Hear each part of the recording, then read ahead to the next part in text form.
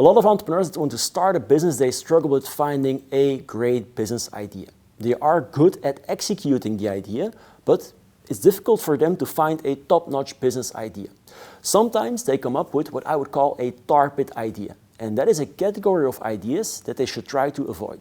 Tarpit ideas are business ideas that initially seem quite attractive. They can lead to valuable business innovations. But once you start to execute the idea, there is always at least one element that makes it difficult to implement that idea. When teaching the entrepreneurship course to our students, a typical example of a problem that they want to solve is finding parking spaces in a city. That is apparently a great problem. And indeed, the solution that they find is then a sort of an Airbnb for parking spaces in a city.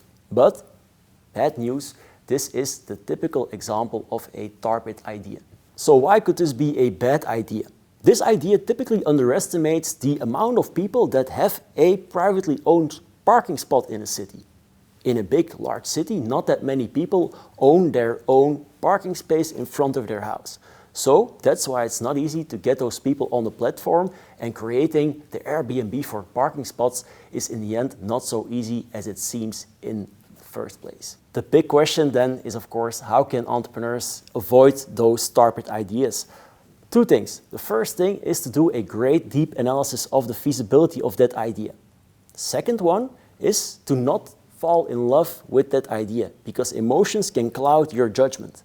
And if you do that, then you won't execute Tarpit ideas. And that's important because then, of course, your time and resources are not devoted to pursuing those type of ideas.